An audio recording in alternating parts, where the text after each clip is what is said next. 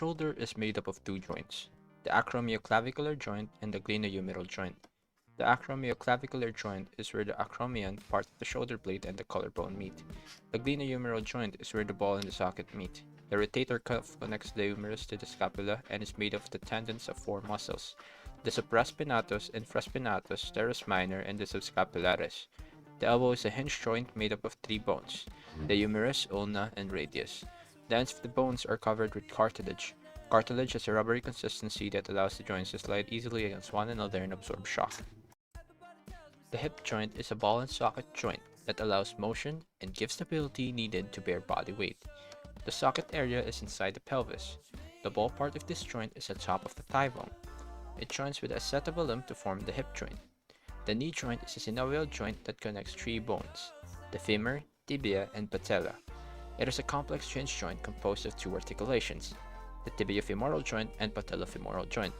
The ankle joint is a hinge synovial joint that is formed by the articulation of the talus, tibia, and fibula bones. Together, the three borders form the ankle mortise. The articular facet of the lateral malleolus forms the lateral border of the ankle joint. The abduction and adduction of the upper and lower limbs.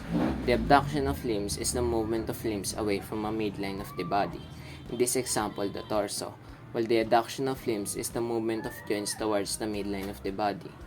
The movement of the arms away from the body is an example of abduction of upper limbs, while this is the adduction of the limbs because it moved towards the body. The movement of the legs away from the center or midline is an example of the abduction of the lower limbs, while the movement of the legs going back is an example of the adduction of the lower limbs.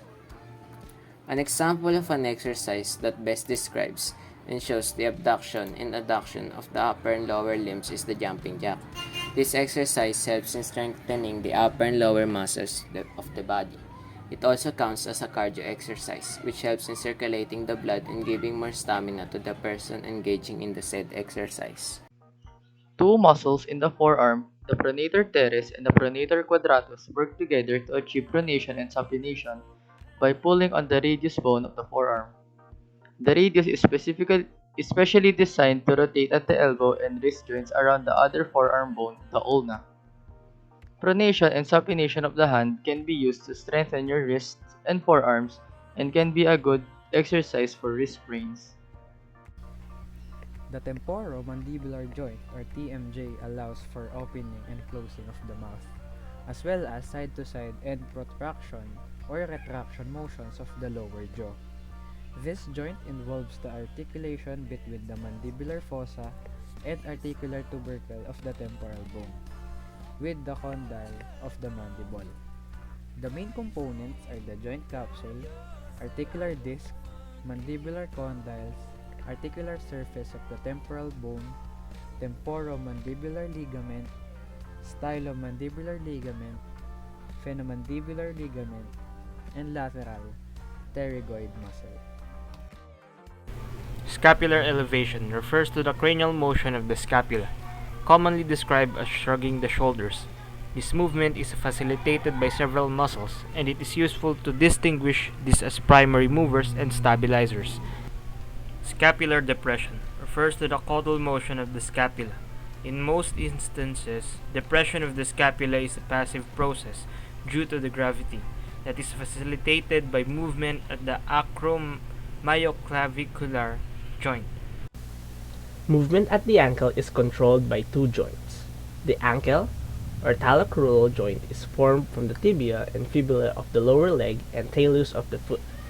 Functionally, it acts as a hinge allowing dorsiflexion, pulling the foot upwards towards the lower leg, and plantar flexion, pulling the foot downwards away from the lower leg.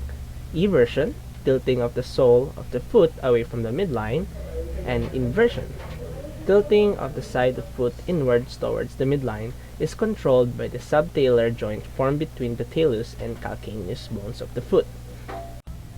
The orbital group of facial muscles contains two muscles associated with the eye socket.